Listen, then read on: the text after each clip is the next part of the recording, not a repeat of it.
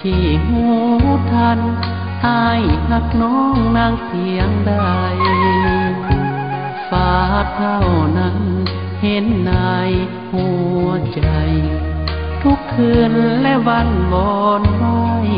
น้ำตาไหลนองเพียงฟ้าเท่านั้นเป็นพยานสีวันอ้ายหักนวลน้อง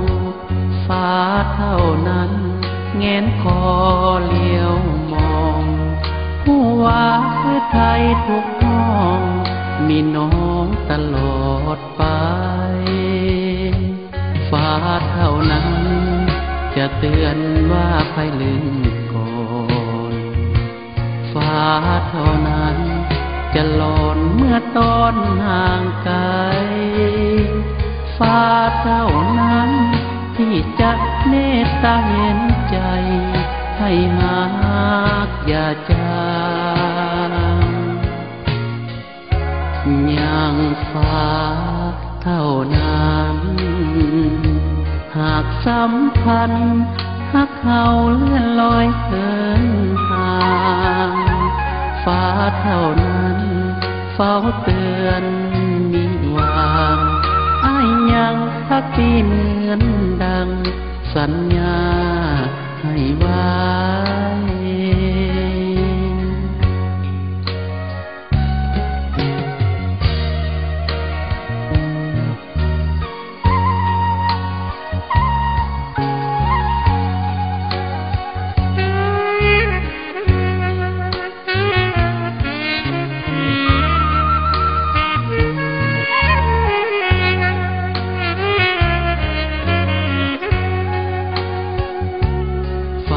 เท่านั้นจะเตือนว่าภัยลืมก่อนฟ้าเท่านั้นจะหลอนเมื่อตอนห่างไกลฟ้าเท่านั้นที่จะเมตตาเห็นใจให้หากอย่าจางยังฟ้าเท่านั้นหากสัมพันธ์หักเฮาเลื่อนลอยเหินห่างฟ้าเท่านั้นเฝ้าเตือนมิวางอ้ายยังพักดีเหมือนดังสัญญาให้ไว้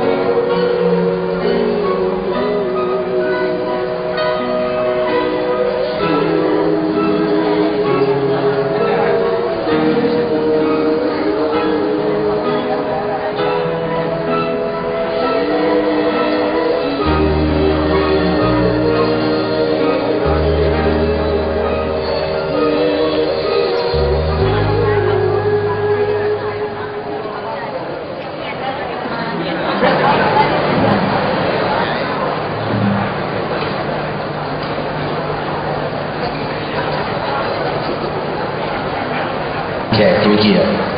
ท่านหญิงท่านชาย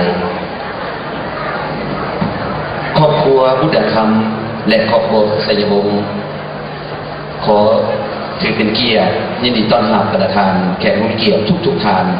เข้าร่วมงานเลี้ยงเนื่องในโอกาสงานวิวาหมงคลของคู่สมรสใหม่ระหว่างเท้าวิริวัลบุตรธรรมและนางสิริโสภาสยบงและมาฮอดหน้าที่อันเป็นสิริมงคลนี้ขอเชิญครูบ่าวสาวพร้อมด้วยเจ้าโคตรลูกตาทั้งสองกำสองฝ่ายได้ก้าวเข้าสู่เวทีขอเรียนเชิญ